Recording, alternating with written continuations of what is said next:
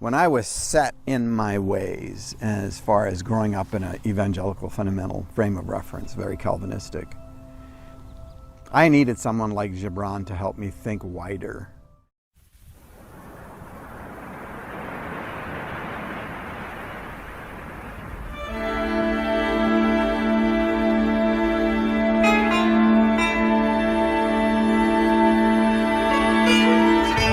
Al-Mustafa, the chosen and the beloved, who was adorned unto his own day, had waited 12 years in the city of Orphalese for his ship that was to return and bear him back to the isle of his birth.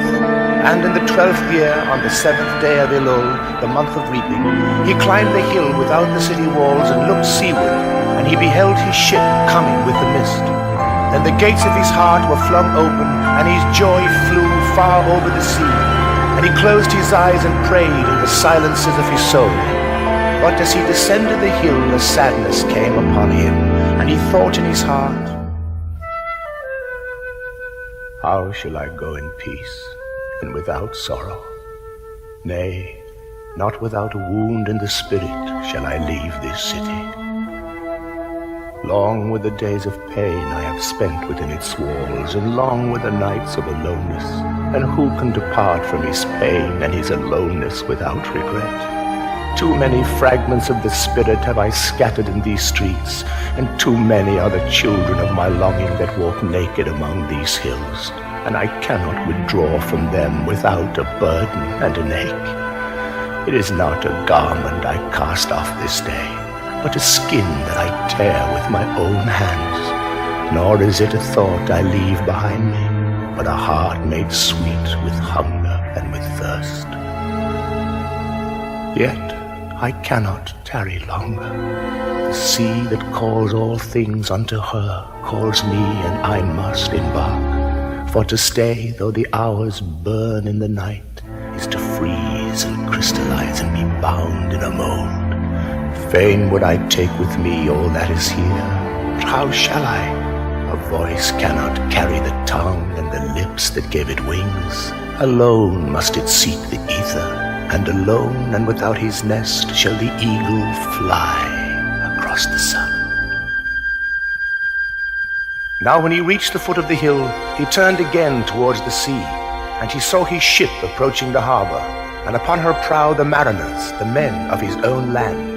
And his soul cried out to them, and he said, Sons of my ancient mother, you riders of the tides, how often have you sailed in my dreams, and now you come in my awakening, which is my deeper dream. Ready am I to go, and my eagerness with sails full set awaits the wind. Only another breath will I breathe in this still air, only another loving look cast backward. And then I shall stand among you, a seafarer among seafarers. And you, vast sea, sleepless mother, who alone are peace and freedom to the river and the stream, only another winding will this stream make, only another murmur in this glade. And then I shall come to you, a boundless drop to a boundless ocean. And as he walked, he saw from afar men and women leaving their fields and their vineyards and hastening towards the city gates. And he heard their voices calling his name and shouting from field to field, telling one another of the coming of his ship. And he said to himself, Shall the day of parting be the day of gathering? And shall it be said that my eve was in truth my dawn? What shall I give unto him who has left his plough in mid-furrow, unto him who has stopped the wheel of his winepress? Shall my heart become a tree heavy laden with fruit, that I may gather and give unto them? And shall my desires flow like a fountain, that I may fill their cups? Am I a harp that the hand of the mighty may touch me, or a flute that his breath may pass through me? A seeker of silences am I, and what treasure have I found in silences that I may dispense with confidence?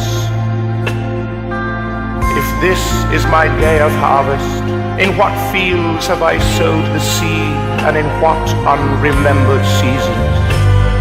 If this indeed be the hour in which I lift up my lantern, it is not my flame that shall burn therein.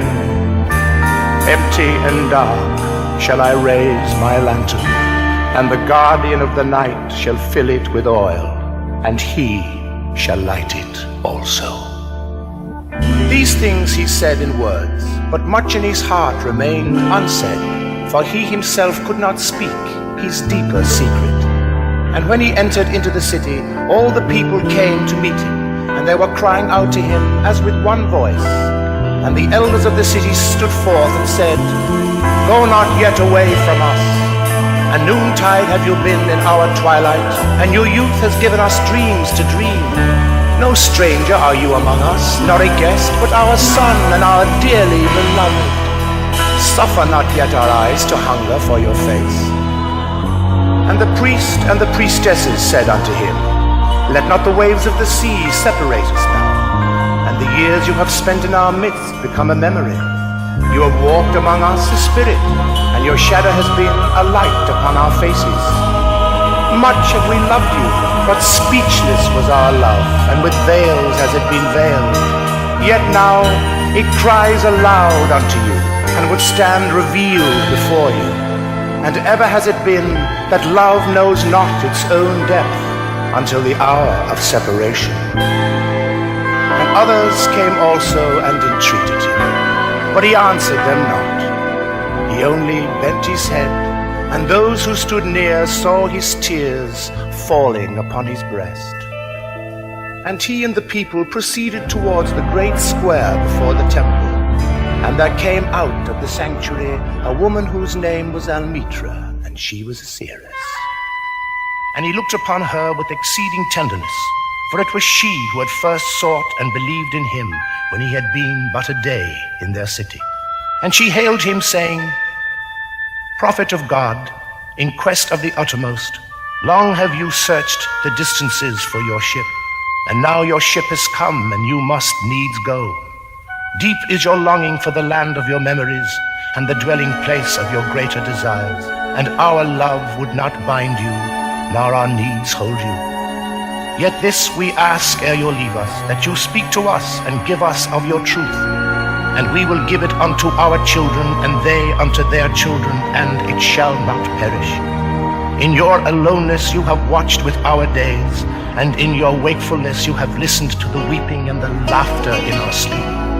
Now therefore disclose us to ourselves, and tell us all that has been shown you of that which is between birth and death. And he answered, People of Orphalese, of what can I speak, save of that which is even now moving within your souls? Then said Almitra, Speak to us of love. And he raised his head and looked upon the people, and there fell a stillness upon them. And with a great voice he said, When love beckons to you, follow him, though his ways are hard and steep.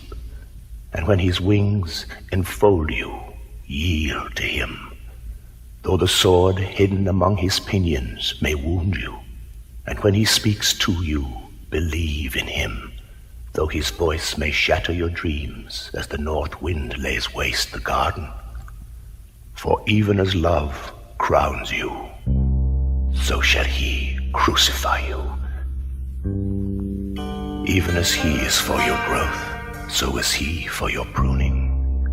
Even as he ascends to your height and caresses your tenderest branches that quiver in the sun, so shall he descend to your roots and shake them in their clinging to the earth.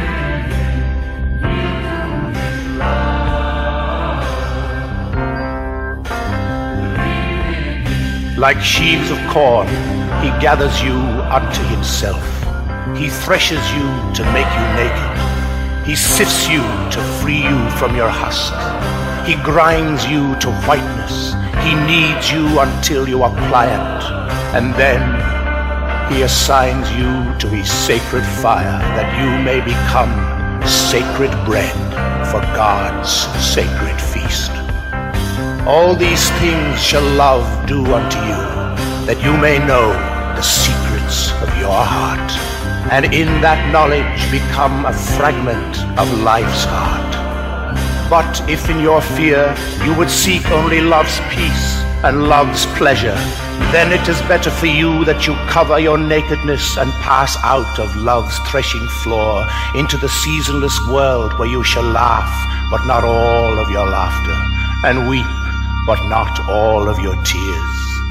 Love gives naught but itself, and takes naught but from itself.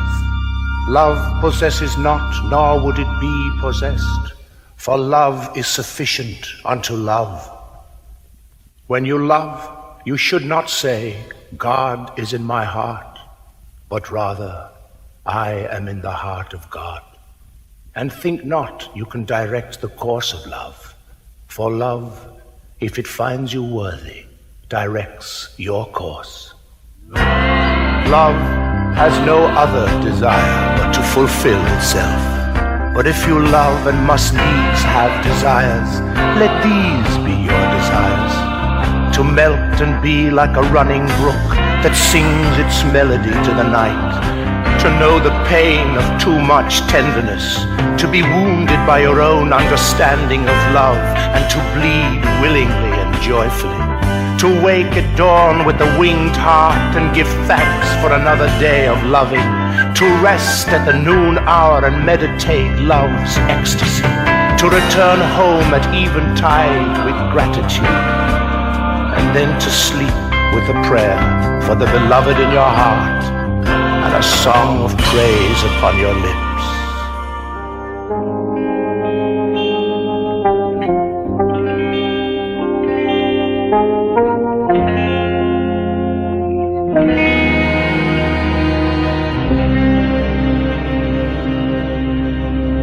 Love gives naught but itself and takes naught but from itself.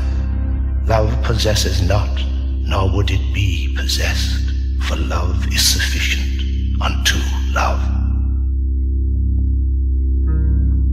Then said a rich man, Speak to us of giving. And he answered, You give but little when you give of your possessions. It is when you give of yourself that you truly give. For what are your possessions but things you keep and guard for fear you may need them tomorrow? And tomorrow? What shall tomorrow bring to the overprudent dog burying bones in the trackless sand as he follows the pilgrims to the holy city? And what is fear of need but need itself? Is not dread of thirst when your well is full, the thirst that is unquenchable? There are those who give little of the much which they have, and they give it for recognition, and their hidden desire makes their gifts unwholesome. And there are those who have little and give it all. These are the believers in life and the bounty of life, and their coffer is never empty. There are those who give with joy, and that joy is their reward. And there are those who give with pain, and that pain is their baptism. And there are those who give and know not pain in giving, nor do they seek joy, nor give with mindfulness of virtue.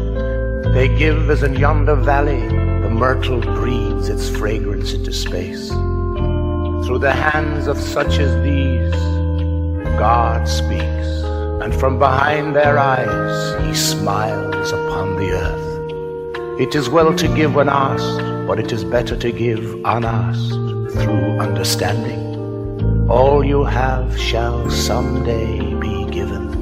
Therefore, give now, that the season of giving may be yours and not your inheritors. You often say, I would give, but only to the deserving. The trees in your orchard say not so, nor the flocks in your pasture. They give that they may live, for to withhold is to perish. See first that you yourself deserve to be a giver and an instrument of giving. For in truth it is life that gives unto life, while you who deem yourself a giver are but a witness.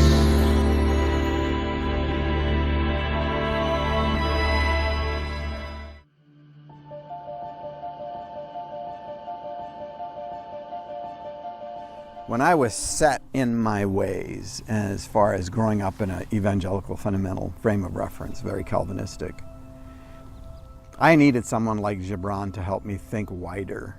It's like, I put it in the same category of impact in my life as The Little Prince, you know, where it's a bigger world, not just inside my, oh, we've got all the answers, limited perspective, where we didn't have the broad range, say, example of social media that was something you could look up and find out you were wrong about something. As long as we maintain our control over the little piece of territory that we had and made everybody else sort of the enemies, and they couldn't really understand, and they were those people, and they had to go through some kind of process in order to get from that side over to our side, but then we'd indoctrinate them with the truth. You have people like Gibran, and you have people like Antoine de Saint-Exupéry, and you have philosophers, and you have, even within the faith context historically, you know, you get Pascal, and you get Solzhenitsyn, and you get all these brilliant writers who think widely, Dostoevsky, and it's scary going into that from a very narrow framework, but you feel like this is living information and that it's stretching you. It scares the crap out of you in some respects, but it's necessary. And without friction of some sort, there's no movement possible at all.